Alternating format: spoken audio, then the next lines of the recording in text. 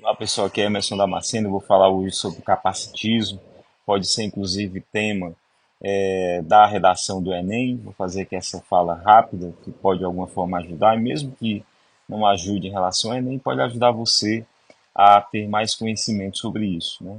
Capacitismo é o preconceito em relação às pessoas com deficiência, né?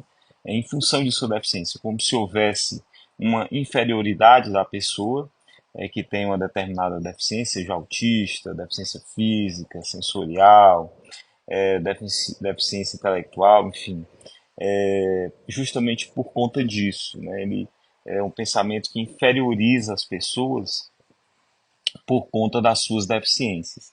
É uma visão muito arcaica e ultrapassada de que a pessoa seria inferior por ter uma determinada deficiência. É bom destacar também que o capacitismo ele está para as pessoas com deficiência, como, por exemplo, o racismo está para as pessoas negras, né? A misoginia em relação às mulheres, por exemplo. Então, o capacitismo ele parte do pressuposto de que a deficiência é uma condição, ele é uma característica negativa das pessoas e, em função disso, elas não teriam direito à sua plenitude em cidadania de direitos em sociedade em relação às pessoas sem deficiência, por exemplo. Como eu falei, é uma visão ultrapassada, é uma visão antiga, arcaica, porque a visão moderna em relação às deficiências é exatamente no sentido de entender a deficiência como ela é uma característica de milhões de brasileiras e brasileiros. Nós temos, segundo a última pesquisa nacional por amostragem em domicílios contínua, a PNAD contínua do IBGE, realizada em 2022, que aponta aí cerca de 8,9% da população brasileira, aproximadamente 18 milhões de pessoas, com algum tipo de deficiência, né?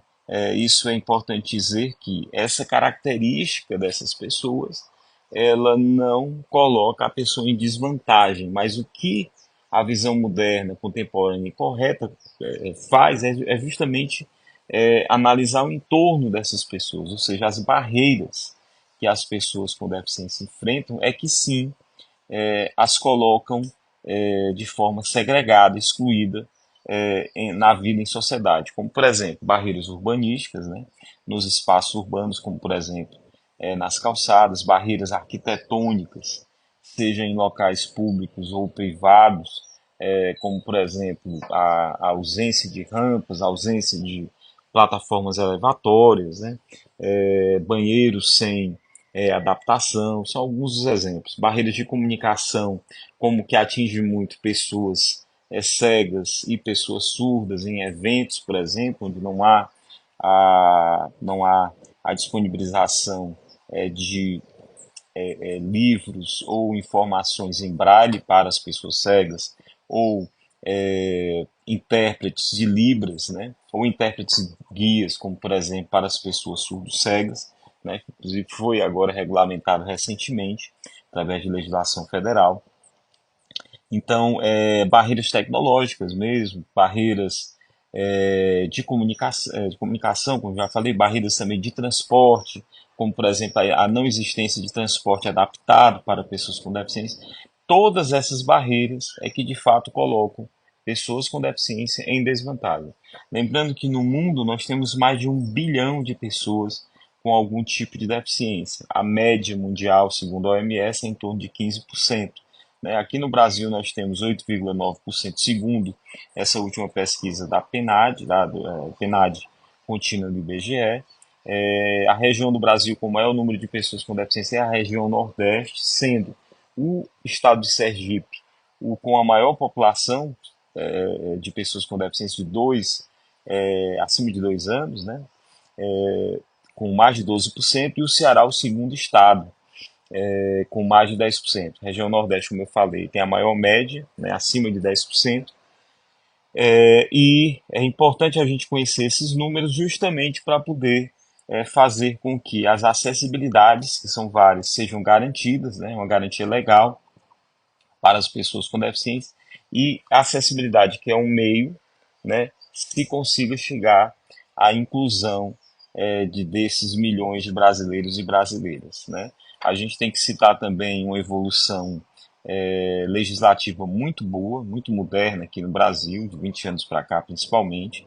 Nós temos leis como a Lei Brasileira de Inclusão, LBI, Lei 13.4.000 de 2015, é uma lei federal. Nós temos a própria Convenção Internacional sobre os Direitos da Pessoa com Deficiência das Nações Unidas, que foi subscrita e ratificada pelo Estado brasileiro, internalizada em 2009, ao nível de emenda constitucional. Temos a Lei Berenice Piano, uma lei também federal, que criou a Política Nacional de Proteção à Pessoa autista. Temos diversas outras legislações, tanto federais como estaduais e municipais, que vêm exatamente no sentido de tentar garantir a inclusão da pessoa com deficiência. Um dos maiores dilemas que nós, pessoas com deficiência, enfrentamos é justamente a efetivação desses direitos, né? Porque há uma distância imensa entre o que está posto na lei, mas na vida real que essa garantia aconteça.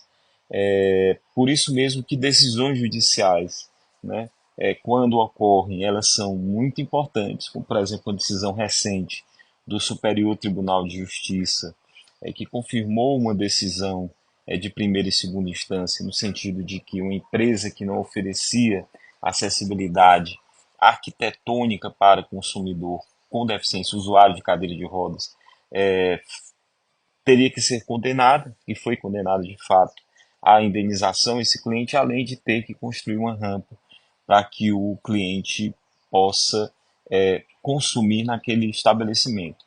Então, essas decisões são muito importantes, como diversas outras, na área da educação inclusiva, na área da saúde, na área do transporte, na área mesmo do direito do consumidor, enfim, que vem dizer o óbvio, que pessoas com deficiência não são inferiores às pessoas sem deficiência.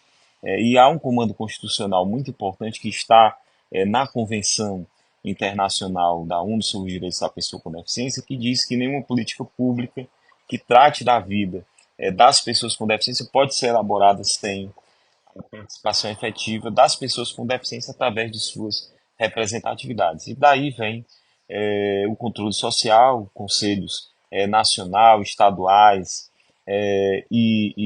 distrital e municipais de defesa dos direitos da pessoa com deficiência, como também as conferências que agora retornam ao Brasil, e no ano que vem teremos uma conferência nacional sobre os direitos da pessoa com deficiência. Estão sendo realizadas ao longo de 2023 as municipais, em 2024 estaduais e depois a, a conferência nacional. E isso é fundamental para que as políticas públicas sejam avaliadas, referendadas, criticadas, modificadas e a participação da sociedade civil, juntamente com as gestões, né, públicas, também é muito importante, a fim de que esse direito seja cada vez mais, não apenas garantido, mas efetivado. Então a gente fala de milhões de pessoas, né, aqui no Brasil apenas, são mais de cerca de 19 milhões de pessoas, brasileiros e brasileiras, com algum tipo de deficiência, segundo a PNAD contínua de 2022, que é realizado pelo IBGE, e falamos também de um arcabouço legal muito importante.